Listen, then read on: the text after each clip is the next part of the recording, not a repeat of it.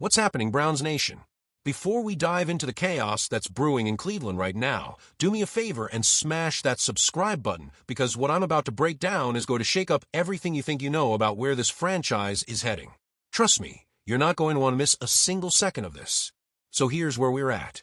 The Cleveland Browns are standing at a fork in the road, and the path they choose could either launch them into a new era of dominance or send them spiraling into another decade of disappointment. The front office is deep in the trenches of their head coaching search, and they just brought in a name that's got everybody talking.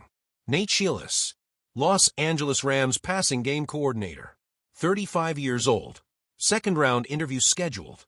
And just like that, the entire football world is asking the same question.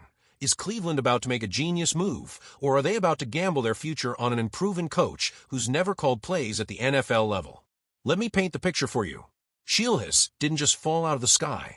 This guy has been grinding under Sean McVay, one of the sharpest defensive minds the league has seen in the last 20 years. While McVay's been turning the Rams into a perennial playoff machine, Scheelhaase has been right there in the lab, learning the blueprints, studying the nuances, mastering the art of offensive scheming. And this past season, the Rams had the #1 passing offense in the entire NFL. That's not a coincidence. Scheelhaase has been working directly with Matthew Stafford, helping orchestrate one of the most efficient aerial attacks in football. So when you look at it from that angle, you start to understand why the Browns are intrigued. They need someone who can unlock an offense, someone who can bring innovation, someone who can develop a quarterback. Scheelhaase checks those boxes on paper. But here's the thing, and this is where it gets complicated. Paper doesn't win football games. Leadership does. Culture does. Experience does.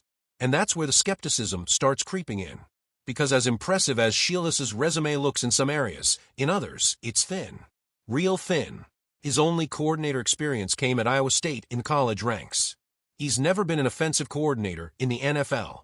He's never had to manage a full roster, navigate the media circus, deal with veteran egos, or make the kind of high-stakes decisions that define a head coach. The jump from passing game coordinator to head coach isn't just a step up, it's a canyon leap. And the NFL graveyard is packed with brilliant minds who couldn't make that transition. The Browns are looking for a leader who can command a locker room filled with hungry young talent and seasoned veterans who've seen it all. They need someone who can stand in front of Myles Garrett, look him in the eye, and earn his respect. They need someone who can handle the pressure of a city that's been starving for a championship for decades. And the big question hanging over Scheelhaase is whether he's got that kind of presence. Being smart is one thing. Being a leader is something else entirely. Just look at Jonathan Gannon in Arizona. Bright football mind. Struggled to inspire his team. The NFL is littered with cautionary tales like that, and the Browns can't afford to add another chapter to that book. And let's talk about the quarterback situation, because this is where things get really interesting. Scheelhaase has been coaching Matthew Stafford, a battle-tested veteran with a Super Bowl ring and over a decade of elite-level experience. Stafford makes coaches look good. He can read defenses, adjust protections, deliver the ball with pinpoint accuracy, and execute complex concepts without needing his hand held. But what happens when Scheelhaase doesn't have Stafford? What happens when he's working with Shedeur Sanders or Dylan Gabriel, or even trying to resurrect Deshaun Watson's career? Can he develop a quarterback from the ground up? Can he instill confidence, fix mechanics, and build the kind of trust that elevates average play into elite performance? That's the real test. That's what separates the pretenders from the contenders. Now, before you think I'm completely down on this guy, let me flip the script for a second, because there's absolutely a case to be made for why Scheelhaase could be exactly what Cleveland needs. The NFL is changing. The old-school, grinded-out, smash-mouth football model is being replaced by innovation, creativity, and offensive firepower. The teams that are winning championships right now are the ones that can score points in bunches, adapt on the fly, and stay ahead of defensive trends. Scheelhaase represents that new wave of coaching. He's young, he's hungry, he's got fresh ideas, and he's been immersed in one of the most cutting-edge offensive systems in the league. That hunger, that desire to prove himself, that's not something you can teach. And sometimes that kind of fire is exactly what a franchise needs to break free from mediocrity. Here's another thing to consider. Scheelhaase wants this job. Like, really wants it. In a coaching cycle where big names have pulled themselves out of the running, where experienced guys are being cautious about which opportunities they pursue, Scheelhaase is all in. That kind of ambition can be contagious. It can set a tone throughout an organization. It can inspire players to buy in, to work harder, to believe in the vision. And let's be real, the Browns need that energy. They need someone who's going to walk into that building every single day with something to prove. But here's where we need to keep it 100. Wanting the job isn't enough. Being smart isn't enough. Having a great mentor isn't enough. At some point, you have to actually do the job. You have to earn respect.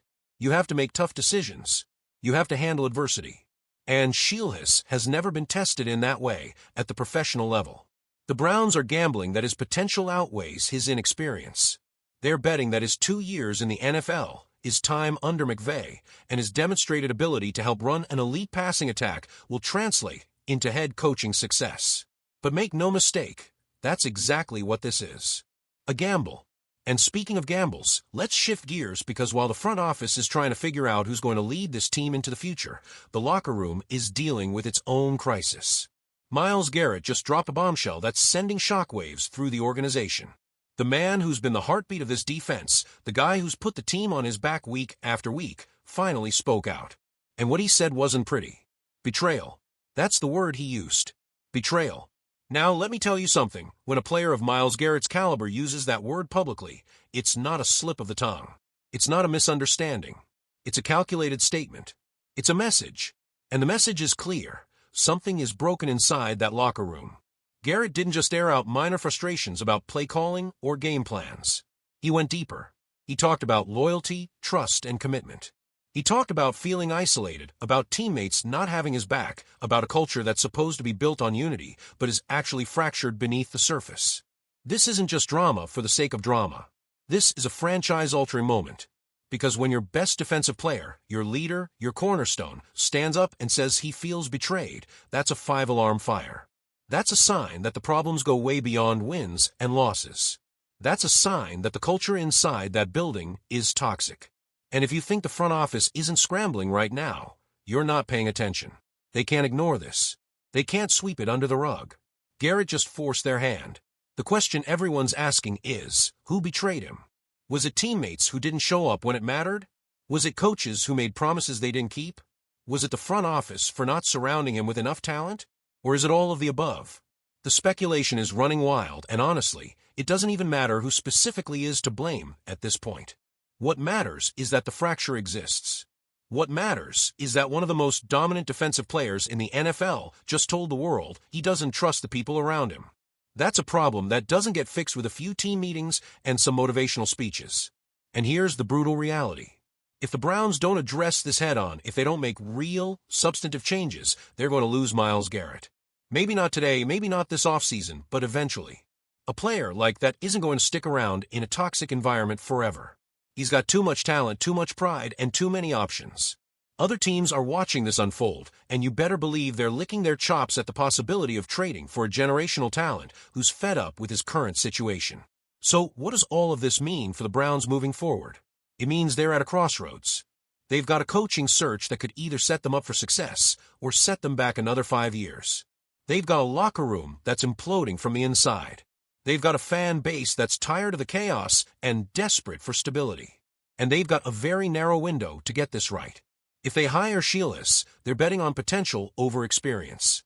They're betting that his offensive mind and his hunger to succeed will outweigh his lack of proven leadership at this level.